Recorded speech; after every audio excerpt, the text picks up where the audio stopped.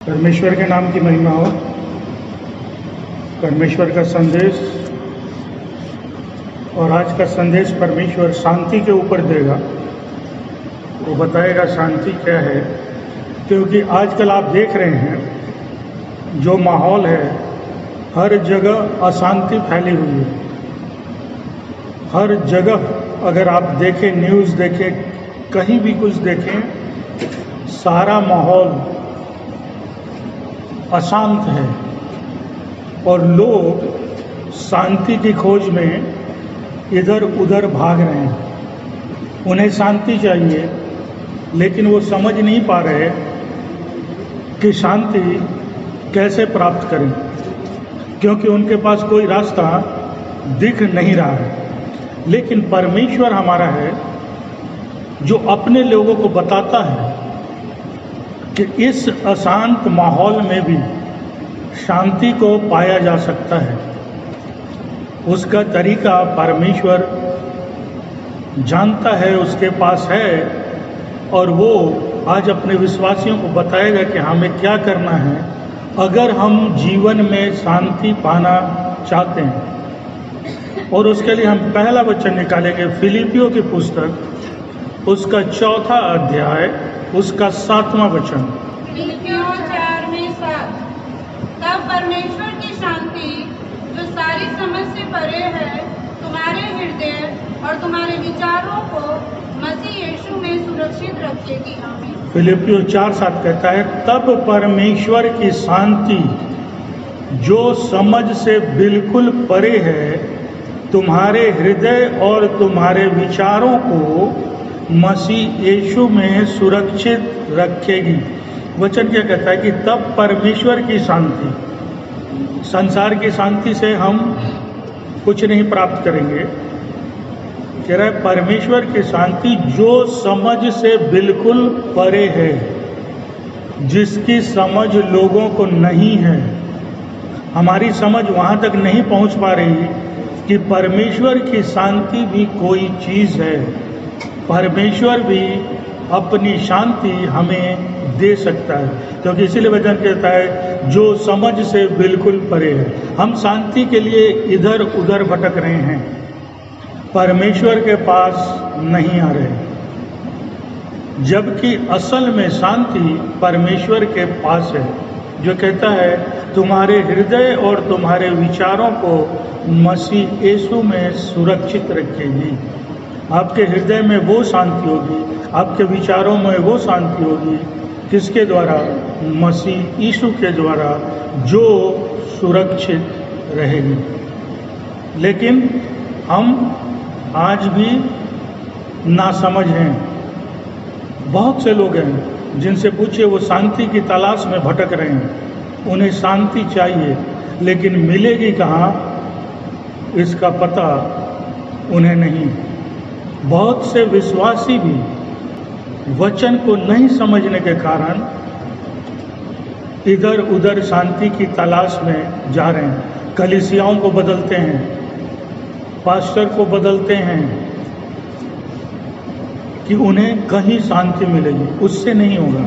आप बदलना चाहें बदलें, लेकिन जो जरूरी चीज़ है वचन, परमेश्वर, जो जीवित परमेश्वर है, शांति उसमें है।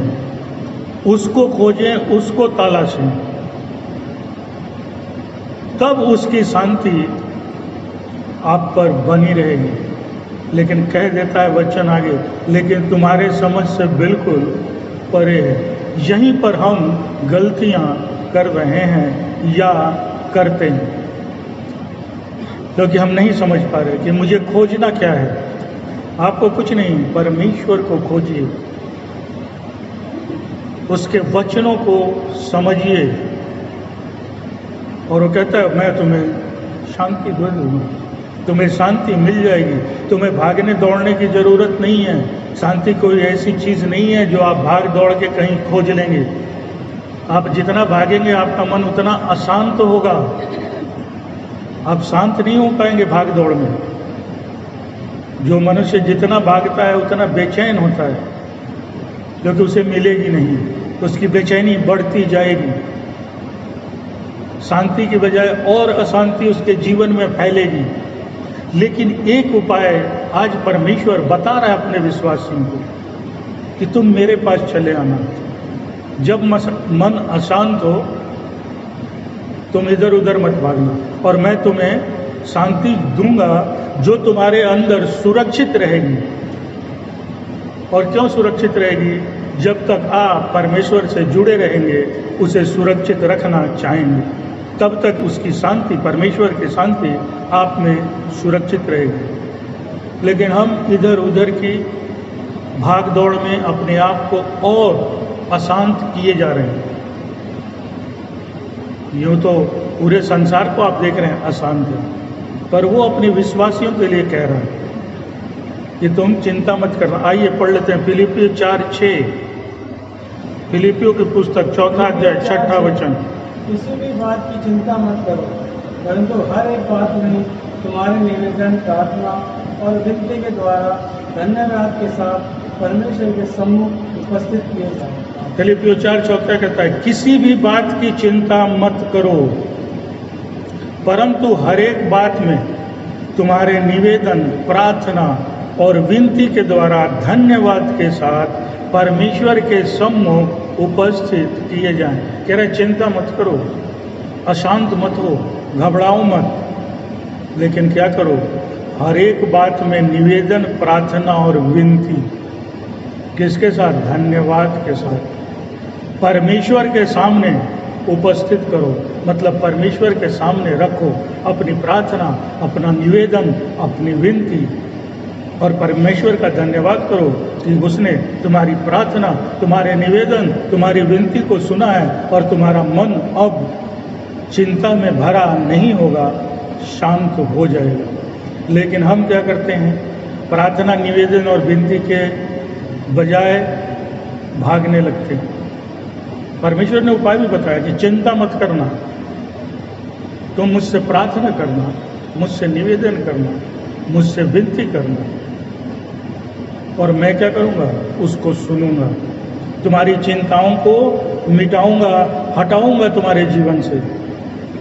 लेकिन हम ये वचन नहीं जानते, तो ये करने के बजाय कोई और उपाय ढूंढने लगते हैं अपनी चिंता को हटाने के लिए, शांति को पाने के लिए, और हम और उलझते चले जाते हैं, धीरे धीरे उलझते जाते हैं। याद नहीं आता कि परमेश्वर ने कहा था किसी भी बात की चिंता मत करना, प्रार्थना, निवेदन और विनती करना। अगर हम आज ये करें, और परमेश्वर ये रास्ता बता रहा है, परमेश्वर अपना संदेश, अपना वचन यूं ही नहीं दे रहा। लगता है प्रार्थना में, हमारे निवेदन में, हमारी विनती में कमियां आ रही हैं, और तभी आज परमेश्वर एक बार फिर से याद दिला रहा है कि तुम जो चिंता में घूम रहे हो, चिंतित हो, उसका कारण क्या है? तुम्हारी प्रार्थना, तुम्हारी निवेदन, तुम्हारी विनतियां धीरे धीरे खत्म होती जा रही हैं।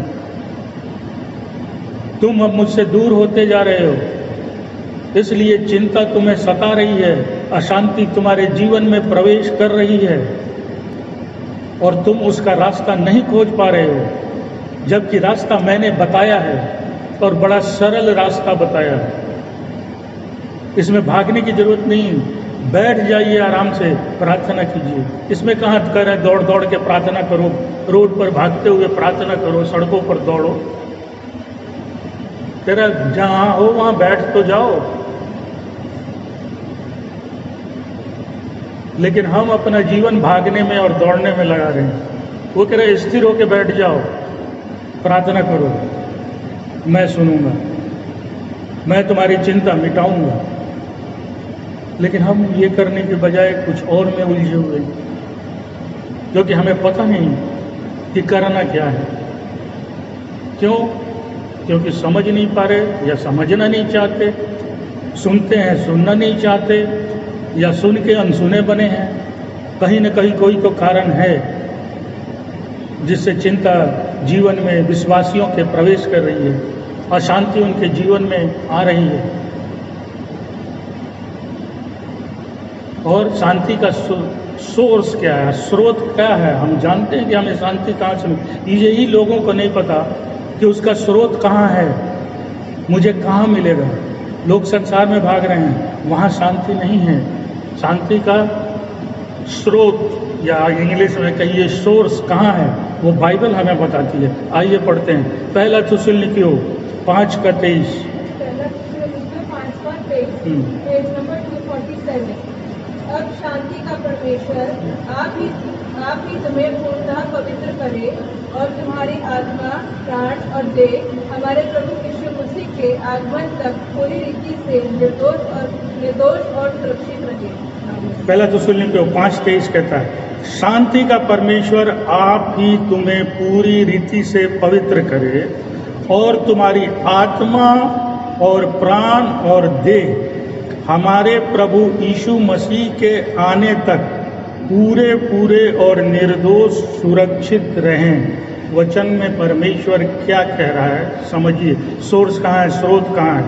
शांति का परमेश्वर आप ही तुम्हें पूरी रीति से पवित्र करे। स्रोत कौन है? शांति का परमेश्वर यीशु मसीह। शांति उसके पास है, लेकिन वो शांति कब आएगी? जब परमेश्वर पूरी रीति से पवित्र करे। जब आप में पवित्रता आ जाएगी तो शांति भी आ जाएगी, क्योंकि शांति का जो स्रोत है, जो सोर्स है, वो प्रभु यीशु मसीह है और वो अपवित्रता में निवास नहीं करता। यही कारण है कि आज लोग में शांति नहीं है, क्योंकि वो अपने को पवित्र नहीं रख पा रहे। इसलिए शांति का परमेश्वर उनमें वास नहीं कर रहा, उनमें निवास नहीं कर रहा। और यही कारण है कि आप चिंताओं से घिरते जा रहे हैं, आपका मन अशांत होता जा रहा है, आपका जीवन उथल पुथल होता जा रहा है, क्योंकि हमने कहीं न कहीं पवित्रता को खो दिया है या खो रहे हैं। और क्या कहते हैं? और तुम्हारी आत्मा और प्राण और देह हमारे प्रभु यीशु मसीह के आने तक पूरे निर्दोष और सुरक्षित रहे। अशांत हैं तो क्या कारण है? हमारी आत्मा, प्राण और देह निर्दोष नहीं है। कहीं न कहीं कोई न कोई दोष है हमारे अंदर। कह रहा है शांति का परमेश्वर तभी काम करेगा आपके अंदर। हम या तो पवित्रता को खो रहे हैं, कोई ऐसा काम कर रहे हैं जिससे हमारी पवित्रता खत्म हो रही है, नष्ट हो रही है, या अपनी आत्मा, प्राण और देह को निर्दोष नहीं रखा है, उसमें कोई न कोई दोष है। हम कोई न कोई ऐसा काम कर रहे हैं जिससे अब निर्दोष नहीं रहे, ना ही प्राण रही, ना ही आत्मा रहा, ना ही शरीर रहा। और जब निर्दोष नहीं रहा, दोष आ गया, तो साथ में अशांति भी जरूर आएगी, चिंता भी जरूर आएगी, आपके जीवन में प्रवेश करेगा। ये हमें समझना है। सोर्स कौन है, लेकिन वो काम कैसे करेगा, उस स्रोत को हम अपने अंदर कैसे प्रवेश करा सकते हैं। वो बोला, वचन को पढ़ लीजिएगा घर पे भी जाके। शांति का परमेश्वर आप ही पूरी रीति से पवित्र करे। आपको पवित्रता अपने आप नहीं मिलेगी, परमेश्वर कर सकता है और वही करता है और करेगा। लेकिन हम ये मौका जीवन में देना है, और जब पवित्र कर दे तो अपवित्रता से अपने आप को दूर रखें, दूरी बनाए रखें, नहीं तो आप परमेश्वर से दूर हो जाएंगे। अगर अब अपवित्रता आई तो परमेश्वर दूर हो जाएगा। अब चुनना आपको है, किससे आप नजदीकियां चाहते हैं। एक तरफ शांति है, एक तरफ अशांत है, एक तरफ चिंता और निराशा है, एक तरफ आनंद है। परमेश्वर ने हर मार्ग बताया है,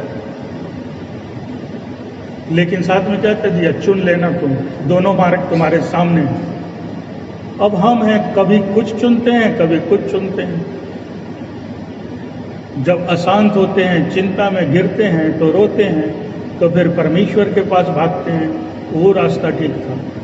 परमेश्वर ने शांति दी, मन शांत हो गया, चिंताएं मिट गई, फिर दूसरे मार्ग पर चलते हैं। ऐसा न करें। अगर आप हरदम की शांति चाहते हैं, कभी खत्म न होने वाली शांति चाहते हैं, जीवन में आनंद चाहते हैं, तो परमेश्वर से नजदीकियां बनाएं। मनुष्यों से तो हम बहुत नजदीकियां बनाते हैं, लेकिन आज परमेश्वर से दूर हो रहे हैं, और यही हमारे चिंता का कारण है, क्योंकि परमेश्वर हमसे छूटता जा रहा है। दूसरा वचन, दूसरा थिस्सलुनीकियों 3:16। दूसरा थिस्सलुनीकियों 3:16। अब प्रभु जो शांति का सोता है, आप ही तुम्हें सदा और हर प्रकार से शांति दे। प्रभु तुम सबके साथ रहे। आमीन। दूसरा थिस्सलुनीकियों 3:16 कहता है, अब प्रभु जो शांति का सोता है। मैंने पहले भी कहा कि स्रोत कौन है? कह रहा है जो प्रभु जो शांति का सोता है, शांति उसी से बहती है, उसी से निकलती है। आप ही तुम में सदा और हर प्रकार से शांति दे। सदा हर प्रकार से दे। वचन पर गौर कीजिएगा, उसके शब्दों पर। प्रभु तुम सबके साथ रहे। कह रहा है प्रभु जो शांति का सोता है, वहीं से शांति निकलती है। आप ही तुम्हें सदा और हर प्रकार से शांति दे। लेकिन लास्ट को देखिएगा, प्रभु तुम सबके साथ सदा रहे। अब हम परमेश्वर को अपने साथ रखते हैं कि नहीं? क्योंकि यहाँ वचन कह रहा है प्रभु तुम्हारे साथ हमेशा रहे, क्योंकि शांति का सोता उसी से निकलता है। लेकिन अगर वो सोता हमारे साथ नहीं है, तो हम कैसे कह सकते हैं कि हम शांति को खोज लेंगे, पा लेंगे, या जीवन में शांत रह पाएंगे? हमारा जीवन शांति से भरा होगा, चिंताओं से मुक्त होगा। हम कैसे कह सकते हैं? क्यों? क्योंकि जो सोता है शांति का, वही हमसे दूर है, वही हमारे पास नहीं है, हम में बना हुआ नहीं है। इसलिए वचन कहता है सदा बनाए रखिए।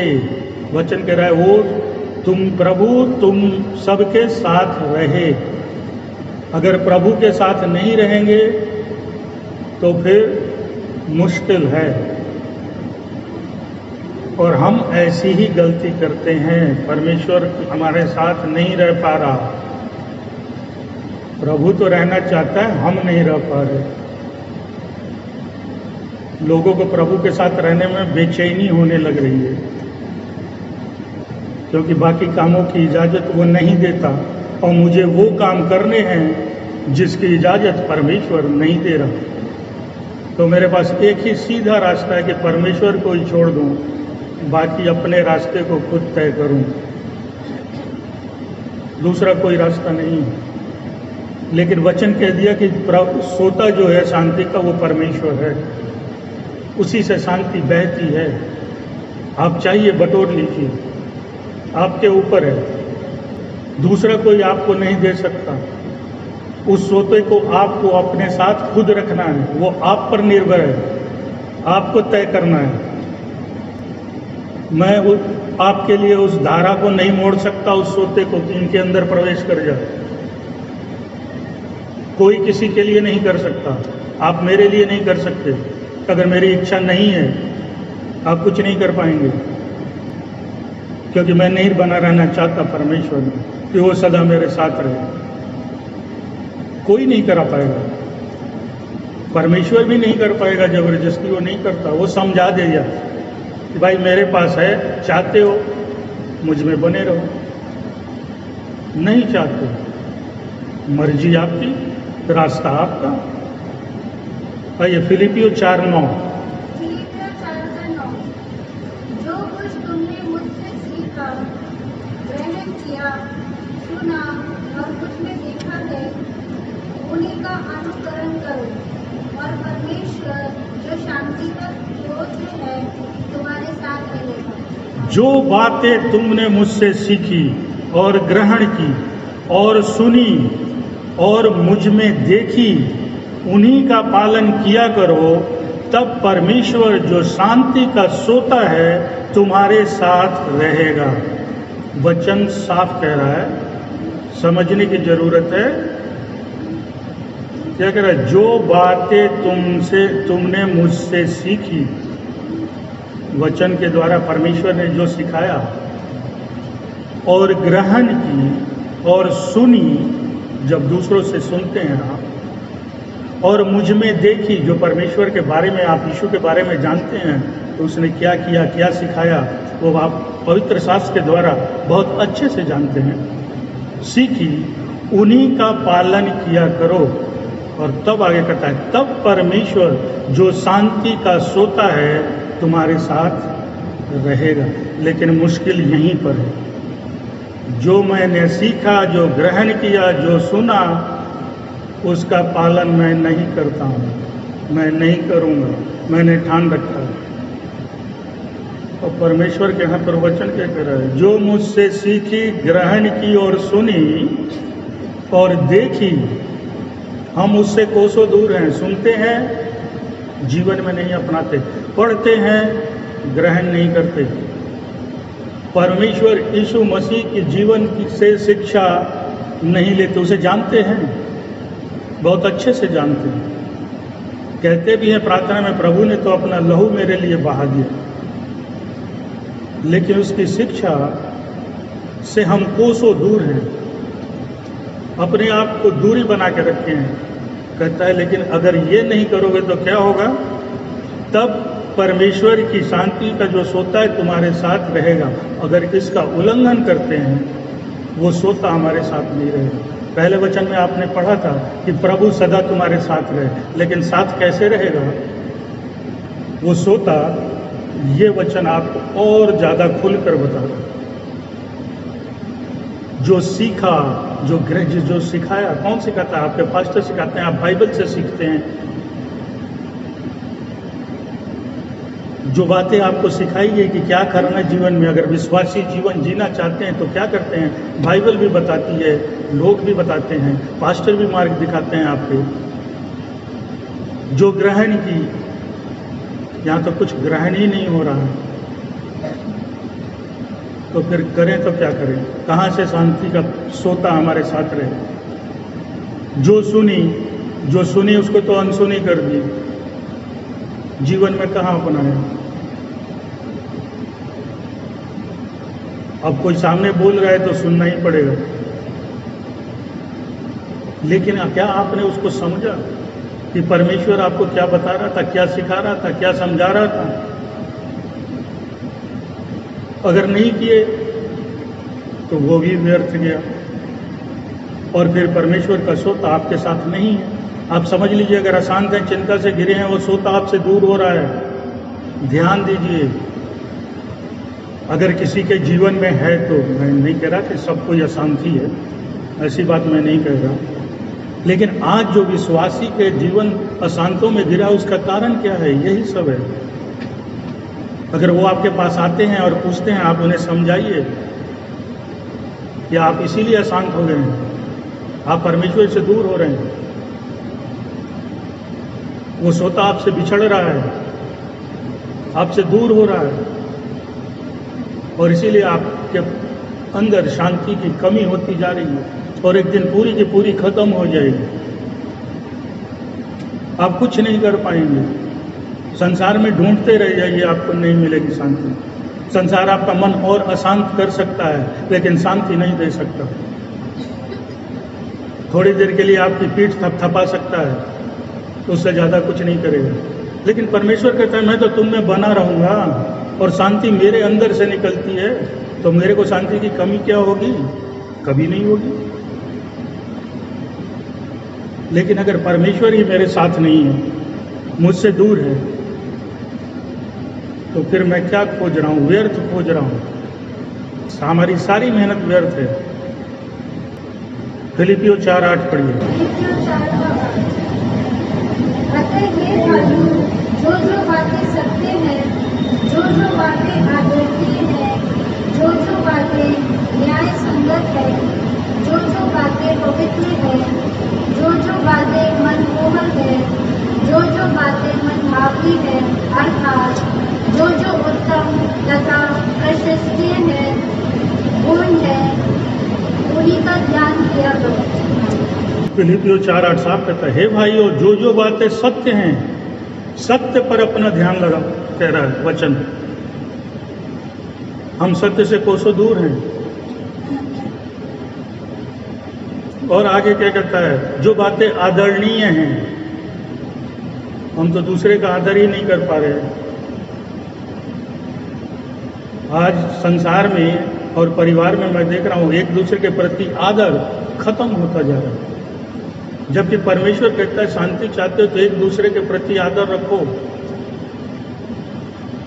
जो बातें सत्य है उसे करो। आज संसार में झूठ फैलता जा रहा है, तो कैसे शांति मिलेगी? वो तो सीधा कह रहा है, जो बातें सत्य हैं, जो आदरणीय हैं, जो उचित हैं, जो पवित्र हैं, उन्हीं पर अपना ध्यान लगाओ। लेकिन हमारा ध्यान कहाँ है? अगर इन चीजों पे तो निश्चित शांति होगी। मैं दावे के साथ कह सकता हूं, अगर मेरा ध्यान इस पर है तो मेरे अंदर शांति जरूर होगी। लेकिन अगर अशांति है तो इसका मतलब मेरा ध्यान कहीं और है, परमेश्वर की शिक्षा पर तो कम से कम नहीं। अब कहाँ है ये हम और आप जानते हैं, दूसरा कोई नहीं जानता। कि मेरा ध्यान कहाँ है ये आप नहीं जानते, आपका ध्यान कहाँ है मैं नहीं जानता। लेकिन परमेश्वर कह देता है, जो बातें पवित्र है, सत्य है, उचित है, आदरणीय है, तुम्हारा ध्यान वहाँ होना चाहिए। आइए गलतियों की पुस्तक निकालिए, उसका 5:22 पढ़ दीजिए। गलातियों 5:22। परंतु पवित्र आत्मा का फल प्रेम, आनंद, शांति, धीरज, दयालुता, भलाई, विश्वस्तता, नम्रता व संयम है। ऐसे कामों के विरुद्ध कोई व्यवस्था नहीं है। आमीन। यहीं से आपको शांति मिलती है, क्योंकि ये आत्मा के फल हैं। प्रेम, आनंद, मेल, धीरज, आपने जितने पढ़े यही हैं जहाँ से आपको मिलेगा। किस चीज़ से? आत्मा के फल से। क्या हमारे अंदर आत्मा का फल है? अगर है तो आनंद निश्चित होगा, आपके अंदर प्रेम जरूर होगा। लेकिन अगर आत्मा के फल की कमी है या नहीं है तो हमें शांति कहाँ से मिलेगी? नहीं मिल सकती, कितना भी प्रयास कर लूं। क्योंकि जो परमेश्वर कहता है यही आपकी आत्मा के फल है, इसका मतलब अगर वो फल मेरे में नहीं है तो आत्मा भी मेरे अंदर नहीं है, वो सोई हुई है, मरी हुई है, क्योंकि वो फल दे ही नहीं रही, उसमें फल लग ही नहीं रहे। मेरे अंदर प्रेम के फल है ही नहीं, मेरे अंदर धीरज के फल हैं ही नहीं, मेरे अंदर आनंद के फल हैं ही नहीं। तो कहाँ मैं आनंद खोज रहा हूँ, कहाँ शांति खोज रहा हूँ, कहाँ प्रेम खोज रहा हूँ? वो सारे पौधे सूख चुके हैं जो ये फल देते हैं। और ये क्या है? आत्मा के फल हैं। कहीं ना कहीं आत्मा भटक रही है, इधर उधर कर रही है, आपको शांत नहीं रहने दे रही, फल नहीं दे रही। आप अपनी आत्मा को स्थिर नहीं कर पा रहे शांति से। आत्मा भटकने का मतलब मैं वो मरने के बाद भटकने वाली बात नहीं कर रहा। आपकी आत्मा शांत नहीं है, मुरझा गई है, सो गई है। तभी परमेश्वर क्या कहता है? उठो। परमेश्वर कहता है ना, जागो एक बार फिर से, उठ खड़े हो। लेकिन हमारी आत्मा भी उठ नहीं रही, और जब उठ नहीं रही है फल नहीं दे रही, फल नहीं दे रही, मैं अशांत हूँ। इसलिए और शांति या तो फिर क्यों नहीं मिलती? आपने परमेश्वर ने इतना अपना वचन दिया, समझाया। एक कारण मैं और बता देता हूँ, ये भी जानना विश्वासी के लिए जरूरी है। ईशाया 48:22 48 में 22। यशाया 48 में 22। दुष्टों के लिए कोई शांति नहीं, यहोवा का यही वचन है। 48-22 कहता है, किंतु परमेश्वर कहता है दुष्टों को शांति नहीं है।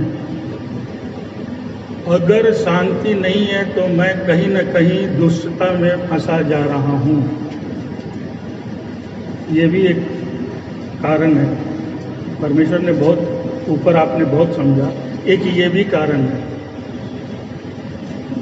अगर मेरा जीवन दुष्टता में घिरता जा रहा है तो सीधा वचन क्या कहता है, किंतु परमेश्वर कहता है। परमेश्वर ने कह दिया कि दुष्टों में शांति नहीं है। हम काम भी करें गलत और शांति भी चाहें, ये नहीं हो सकता, ये संभव नहीं है। क्यों संभव नहीं है? क्योंकि परमेश्वर ने ही कह दिया, किंतु परमेश्वर कहता है, मैं नहीं कह रहा। इसलिए हमें अपने कर्म को, अपने काम को भी सुधारना होगा। वैसे काम नहीं करने होंगे जो दुष्टता से भरे हों, और अगर वैसा करते हैं तो परमेश्वर कहता है दुष्टों को शांति नहीं है। एक लाइन में कह के परमेश्वर ने अपनी बात खत्म कर दी। नहीं है तो मतलब नहीं है, और अगर चाहते हैं तो इससे निकलना होगा। जब तक इसमें घिरे रहेंगे, परमेश्वर कह रहा है शांति नहीं है भाई। हमें अपने काम पर भी ध्यान देना है कि हम कर क्या रहे हैं। ये सारी बातें एक दूसरे से जुड़ी हुई हैं। ऐसा नहीं है कि कोई चीज़ अलग है। काम कुछ करूं, प्रार्थना निवेदन पहुंचाऊं धन्यवाद के साथ, ये संभव नहीं है। मैं रोज घुटने भी टेकूं, काम भी गलत करूं और फिर कहूं प्रभु शांति क्यों नहीं? तूने कहा था निवेदन करो, धन्यवाद के साथ पहुंचाओ, विनती करो, प्रार्थना करो, मैं तो कर रहा हूं। उस समय ये भी देखना है कि काम क्या कर रहा हूं। प्रार्थना निवेदन विनती के बाद क्या करता हूं मैं। अगर सही करता हूं तो निश्चित प्राप्त करिएगा, लेकिन अगर नहीं करता तो परमेश्वर ने कह दिया भाई नहीं होता तो नहीं होता। अब उसके लिए कोई दूसरा कोई उपाय नहीं कर सकता आपके लिए। मैं कितना भी प्रार्थना करूं, कोई पास्टर करे, कोई भाई बहन करे, लेकिन आप अपने काम में गलत रास्ते पर हैं तो कोई लाभ नहीं होगा। आपकी प्रार्थना भी काम नहीं आएगी, दूसरे की भी प्रार्थना काम नहीं आएगी। कभी कभी यही होता है, लोग कहते हैं बहुत प्रार्थना करवा रहा हूँ, लेकिन कुछ हो नहीं रहा, शांत नहीं हो रहा। उनको कह दीजिएगा अपने काम पर ध्यान दे के जरा जांचो करते क्या हो, तब होगा काम। और क्या होगा? जब हम सब ये सब करेंगे तो उसका रिजल्ट क्या होता है? पढ़ लीजिए यूहन्ना 14:27। मैं तुम्हें शांति दिए जाता हूँ, अपनी शांति तुम्हें देता हूँ। ऐसे नहीं देता जैसे संसार तुम्हें देता है। तुम्हारा मन व्याकुल ना हो और न भयभीत हो। आमीन। क्या कहता है परमेश्वर का वचन? मैं तुम्हें शांति दिए जाता हूँ, अपनी शांति तुम्हें देता हूँ। जैसे संसार देता है मैं तुम्हें नहीं देता। तुम्हारा मन न घबराए और न डरे। क्या रिजल्ट होगा? अगर हम सब परमेश्वर की जो बातें उसने समझाई अगर करूं तो रिजल्ट क्या होगा? ये है उसका रिजल्ट। मैं तुम्हें शांति दिए जाता हूं, अपनी शांति। और पर प्रभु यीशु मसीह कितना शांत था ये आप जानते हैं कि उसको जब क्रूस पर चढ़ा दिया गया और मारते हुए लाए तब भी वो शांत था। उसके अंदर इतनी शांति थी, दुख तकलीफ में भी वो शांत बना रहा। वो कह रहा है मैं अपनी शांति तुम्हें दूंगा और देता हूं, लेकिन कब? जब मैं ये ऊपर वाले सारे काम करता हूं। क्या कहता है आगे? जैसे संसार देता मैं तुम्हें नहीं देता। इससे क्या मतलब निकल रहा है? संसार आपको शांति नहीं दे सकता। तेरा जैसा संसार देता वो नहीं, थोड़ी देर के लिए नहीं कि दिखाने के लिए शांत कर दिया, अरे कोई घबराने की बात नहीं है, सब ठीक हो जाएगा कह के निकल गए। लेकिन ये कहता है मैं तुम्हें शांति देता हूँ, अपनी शांति। इसलिए संसार में शांति को न खोजें, शांति का स्रोत यहाँ है। आपका ध्यान क्रूस की तरफ होना चाहिए, वहाँ है शांति। और आगे कहता है तुम्हारा मन न घबराए और न डरे, तब आप नहीं डरिएगा, नहीं घबराइएगा, क्योंकि परमेश्वर अपनी शांति आपको देगा। तो कह रहा है कि मैं तुम्हें शांति दिए जाता हूँ। अब हमने पाया या नहीं पाया ये तो हमारे ऊपर है, ग्रहण किया या नहीं किया ये हमारे ऊपर है। अगर नहीं किया तो हमारी गलती, तो मन घबराएगा, मन डरेगा।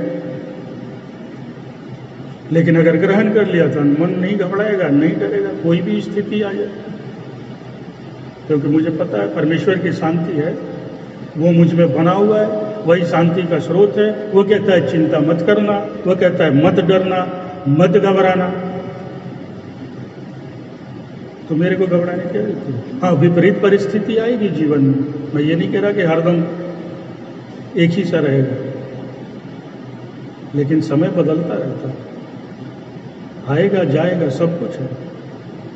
लेकिन उसमें भी हमें जो कहा, किसी भी स्थिति में क्या करो, प्रार्थना, निवेदन और विनती मेरे सम्मुख धन्यवाद के साथ पहुंचाओ। इसका मतलब परमेश्वर ने कहा कि किसी भी परिस्थिति में, मतलब परिस्थितियां बदलेंगी जीवन में, एक सी नहीं रहेंगी और कभी नहीं रहती। किसी भी मनुष्य के जीवन में एक ऐसी स्थिति कभी नहीं रहती, ऊपर नीचे होती रहती। लेकिन उसमें भी हमें कुछ नहीं, प्रार्थना, निवेदन, विनती हमारे ऐसे हथियार हैं जिससे आप सब कुछ जीत सकते हैं। लेकिन जब आप इसका मतलब समझते हैं कि ये क्या चीज़ परमेश्वर ने मुझे दी है, कहता है हर बात में प्रार्थना करो, विनती करो, निवेदन करो, ये क्या करूं? ये ऐसे हथियार हैं जो कभी असफल नहीं होते, लेकिन हमें इस्तेमाल करना ही नहीं आता। दिक्कत यहाँ है, हमें पता ही नहीं कि इससे होगा क्या, या इस्तेमाल नहीं करते, घबरा जाते हैं, डर जाते हैं। उस समय सब प्रार्थना, विनती, निवेदन भूल जाते हैं, इधर उधर भागने लगते हैं। यहीं पर हम गलती करते हैं। आगे बढ़ते हैं, कुलुस्सियों 3:15। मसीह की शांति तुम्हारे हृदय में राज्य करे, जिसके लिए वास्तव में तुम एक देह में बुलाए गए और धन्यवादी बने रहो। क्या कहते हैं? और मसीह की शांति जिसके लिए तुम एक देह होकर बुलाए भी गए हो, तुम्हारे हृदय में राज्य करे और तुम धन्यवादी बने रहो। आप किस लिए बुलाए गए, इसको भी समझिए। परमेश्वर ने आपको क्यों चुना, क्यों कहता है कि मैंने तुझे संसार से चुनकर अलग कर दिया, इस बात को समझिए। इसीलिए बुलाए गए हैं कि मसीह की शांति आप पर हरदम रहे, इसलिए एक देह होकर बुलाए गए हो। लेकिन हम इसका मतलब नहीं समझते। एक देह होकर बुलाए गए हैं, परमेश्वर ने इसीलिए हमें तो अलग किया है, इसलिए थोड़े किया कि आप भी अशांत बने रहिए जीवन में। तो अशांति तो संसार में फैली हुई है, वहां से उसको चुन के अलग करने की क्या जरूरत थी मुझे? क्यों उसने ऐसा किया? कहता है मेरा नजर कहाँ, माता के गर्भ से ही तुम पर था। क्यों उसने ऐसा ध्यान लगाया जब उसे अशांति ही देनी थी मेरे जीवन में? वो गलती हम कर रहे हैं, चुन के हटाए जाने के बाद, भुलाए जाने के बाद भी वो गलतियां बार बार कर रहे हैं। इसमें परमेश्वर का क्या दोष? हम अपने दोष को तो मानते ही नहीं कि गलती मुझसे हुई। ये मनुष्य का बहुत ही खराब स्वभाव है, वो अपनी गलती कभी नहीं मानता। वो सामने वाले की गलती, अपनी गलती भी उस पर थोपना चाहता है। लेकिन परमेश्वर भी क्या कहता है, अपनी गलती मान लो, छोड़ दो, बात खत्म। परमेश्वर ने उसका भी उपाय तो दिया, हो गई गलती, मान लो और छोड़ दो। वो भी मुझसे नहीं होता। पहले तो मानूंगा नहीं, मान लिया तो छोड़ूंगा नहीं, और फिर शांति चाहिए। ये हमारी गलती है, हमारी कमजोरियां हैं जो हमें अशांत किए जा रही हैं। आइए दूसरा कुरिन्थियों 4:8-9। दूसरा कुरिन्थियों 4:8-9।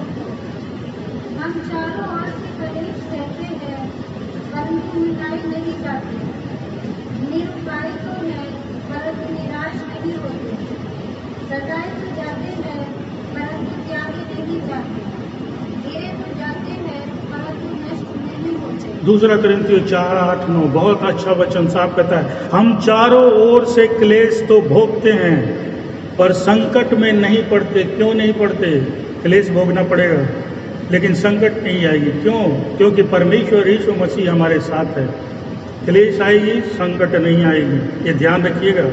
इसलिए आप तब डरेंगे नहीं, घबराएंगे नहीं। निरुपाय तो हैं पर निराश नहीं। हमें लगता है कि इससे बचने का कोई रास्ता, कोई उपाय मेरे पास नहीं है। कभी कभी ऐसी स्थिति जीवन में आ जाती है जब कुछ समझ में नहीं आता कि इस स्थिति से निकलने का क्या उपाय करूं। हम वही कह रहे हैं, निरुपाय तो है, मेरे पास कोई उपाय नहीं है, पर निराश नहीं है। क्यों नहीं है? क्योंकि उसका रास्ता, उसका उपाय निकालने के लिए मेरा यीशु मेरे साथ है। वो रास्ता निकाल देगा। भले मुझे नहीं समझ में आ रहा, मेरे पास कोई उपाय नहीं है, लेकिन उसके पास तो हर एक चीज के उपाय हैं। उसके पास ऐसा नहीं कि किसी चीज का उपाय नहीं है। हम सताए तो जाते हैं पर त्यागे नहीं जाते। ये संसार हमें सताएगी लेकिन हमारा परमेश्वर हमें नहीं त्यागेगा। हम त्यागे नहीं जाते। गिराए तो जाते हैं पर नाश नहीं होते। ये दुनिया आपको गिराएगी लेकिन हमारा परमेश्वर नाश होने से बचाएगा।